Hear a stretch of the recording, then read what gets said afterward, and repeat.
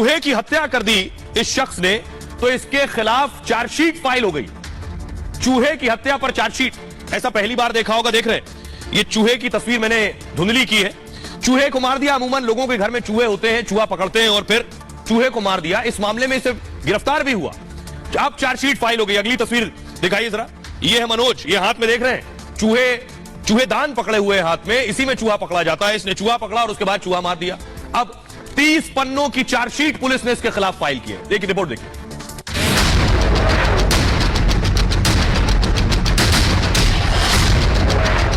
क्या चूहे की मौत पर भी केस होता है? क्या चूहे की हत्या के आरोप में किसी को सजा हो सकती है? बदायूं में एक ऐसा ही मामला सामने आया है जो अब पूरे देश में चर्चा का विषय बन गया है। चूहे से परेशान एक शख्स ने चूहे को नाले में पानी में डुबोकर मार दिया। एक पशु प्रेमी की शिकायत पर पुलिस ने आरोपी पर केस दर्ज कर लिया। अब करीब 4 महीने बाद पुलिस ने कोर्ट में चार्जशीट दाखिल कर दी है। सवाल यही है कि आरोपी को कितनी सजा होगी? क्या चूहे की मौत के चलते आरोपी जेल में सजा काटेगा? आइए अब मैं आपको बताता हूं जो 30 पन्नों की चार्जशीट है। पहली बार आप सुन रहे होंगे। आदमी की हत्या पर आपने सुना होगा चार्जशीट फाइल हो गई, किसी अपराध पर आपने सुना होगा आरोप पत्र दाखिल हो गया, लेकिन चूहे की हत्या पर पहली बार चार्जशीट फाइल हुई होगी। बदायूं में चूहा मारने के मामले में चार्जशीट फाइल हुई। पुलिस ने 30 पन्नों की चार्जशीट दाखिल की। 4 महीने बाद सीजेएम कोर्ट में चार्जशीट फाइल हुई। चार्जशीट में आरोपी मनोज का नाम है। ये जिस शख्स को देख रहे हैं इसका नाम है मनोज। पर पशु क्रूरता का आरोप है। देश में शायद यह पहला मामला है जहां चूहे की मौत पर चार्जशीट दाखिल हुई है। आरोपी पर पशु क्रूरता निवारण अधिनियम में एफआईआर दर्ज हुई है। पशु क्रूरता निवारण की धारा 11, धारा 429 के तहत केस हुआ है। धारा 11 पशु के साथ मारपीट या जान लेने का मामला है। 3 साल की सजा और इसमें जुर्माना लग सकता है। धारा 429 जानवर की हत्या या अपाहिज करना, दोषी पाए जाने पर 5 साल कैद या जुर्माना।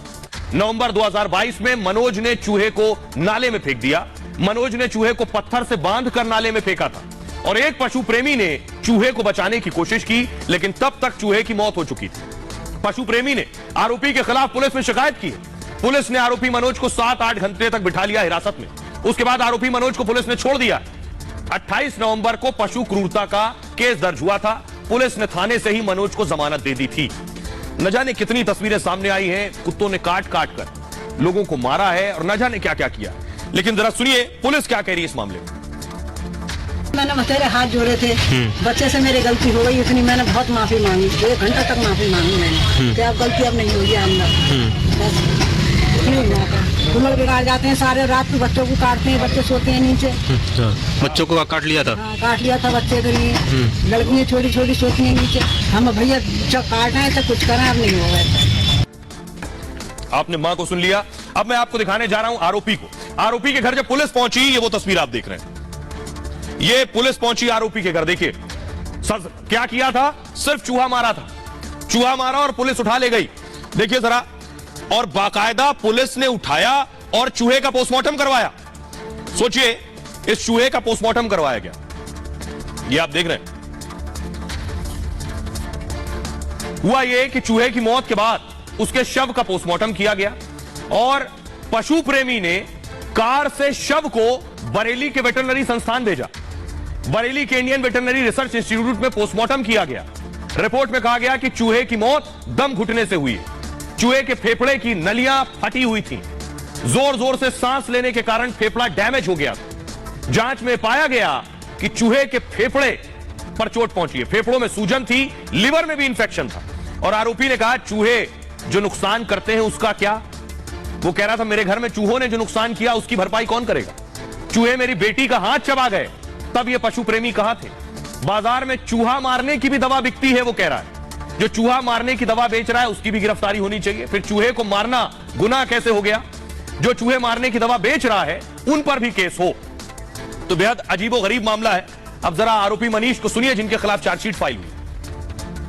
तो मतलब बच्चों ने बांध दिया था, मैं फेंक के आया हूँ नाले में। बस आंदा ऐसी गलती आगे को नहीं होगी मुझसे।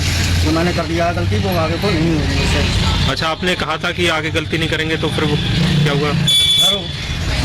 वो मान ही नहीं रहे हैं। इस बात के लिए मैं कह रहा हूँ कि गलती हो गई है मुझसे, तो मुझे माफ करें। इस बात मैं उसको मान नहीं रहे हैं। आइए खबरों में आगे बढ़ते हैं। आज की एक और बड़ी खबर है, और बड़ी खबर सीधे प्रधानमंत्री मोदी से जुड़िए। जीत का प्लान, क्या साथ आएंगे मुसलमान? ये मैं इसलिए कह रहा हूं कि प्रधानमंत्री नरेंद्र मोदी को मन की बात करते सबने सुना। अब हो क्या रहा है, अगली तस्वीर दिखाइए जरा। बीजेपी, प्रधानमंत्री मोदी कैसे मुसलमानों को नजदीक लाने की कोशिश हो रही है। कादरी साहब को देख रहे हैं आप, पद्मश्री दिया गया इन्हें। अब क्या हो रहा है, प्रधानमंत्री मोदी से मिले आकर अब क्या तैयारी है कि प्रधानमंत्री नरेंद्र मोदी के जो मन की बात कार्यक्रम है उसको उर्दू में किया जा रहा है, उसका अनुवाद उर्दू में किया जा रहा है। यह बात बहुत से लोगों को हजम नहीं हो रही। वो लोग जो चाहते हैं कि मोदी और मुसलमानों के बीच एक दूरी हमेशा बनी रहे, उन्हें यह अच्छा नहीं लग रहा। तो मुस्लिम समुदाय तक मोदी की बात पहुंचाने की बड़ी कवायद है। यूपी में मदरसों, दरगाहों में प्रधानमंत्री के मन की बात सुनाई जाएगी। यानी मदरसों में हजारों छात्र पीएम के मन की बात सुनेंगे, सैकड़ों मौलाना भी एक साथ मन की बात सुनेंगे। दरअसल 30 अप्रैल को मन की बात का 100वां एपिसोड होगा। उत्तर प्रदेश में 100 से ज्यादा मुस्लिम संस्थानों पर खास कार्यक्रम होगा। यूपी बीजेपी अल्पसंख्यक मोर्चा इसकी तैयारियों में जुटा है और उन मदरसों पर खास फोकस है जहां मुस्लिम आबादी ज्यादा है। बीजेपी के मुस्लिम नेता खुद भी दरगाहों में जाएंगे। 100वें एपिसोड से पहले मन की बात का उर्दू संस्करण आएगा। 30 अप्रैल से पहले उर्दू अनुवाद की पुस्तक लॉन्च होगी। किताब में प्रधानमंत्री के मन की बात के 12 मासिक संकलन होंगे। फिर 30 अप्रैल को 100 से ज्यादा संस्थानों पर यह बांटी जाएगी। मन की बात सुनने के साथ लोग उर्दू में पढ़ भी सकेंगे। मुस्लिमों को रिझाने की बीजेपी की खास तैयारी कही जा रही है। मन की बात के जरिए मुसलमानों को मोदी से जुड़ाव बढ़ेगा। मुस्लिमों के लिए सरकार के फैसले को समझ सकेंगे लोग। मोदी के विकास के कदमों से सीधे रूबरू भी होंगे। सरकार की मुहिम मुस्लिम विरोधी वाली छवि को खत्म करना है। इससे बीजेपी को चुनाव में फायदा हो सकता है। सुनिए क्या कुछ कह रहे हैं समाजवादी पार्टी के सांसद एसटी हसन और बीजेपी के अल्पसंख्यक मोर्चा के बासित अली। मुसलमान अभी क्यों याद आ रहे हैं? मन की बात तो बहुत हो गई, 99 हो गई, इससे पहले क्यों नहीं याद आए थे? अब क्यों याद आ रहे हैं? क्योंकि चुनाव सामने है। ये हथकंडे हैं मुसलमानों को बहकाने के, कोई लाभ नहीं होगा। मुसलमान अब इतना बेवकूफ नहीं रह गया है, सिवाय चंद उन लोगों के जो अपॉर्चुनिस्टिक होते हैं, जिनका कोई इंटरेस्ट होता है, वो लाभ उठाने भाजपा से। बाकी भाजपा को कोई लाभ नहीं होगा मुसलमानों से। देश के प्रधानमंत्री एक सेवक के रूप में लगातार जनता के बीच बने हुए हैं। वो जनता के मुद्दों पर बात करते हैं। इसको राजनीति से इतर इसको इनके जो नेता हैं अखिलेश जी, उनको भी सुनना चाहिए, राहुल गांधी जी को भी सुनना चाहिए और समझना चाहिए कि जनता के मुद्दों के बीच और बिना राजनीति के लोगों के दिलों के बीच कैसे रहा जाता है, कैसे बसा जाता है। ये मन की बात से वो समझ सकते हैं। आइए अब मैं आपको बताने जा रहा हूं कि आखिर बीजेपी की तैयारी क्या है। बीजेपी 24 में 4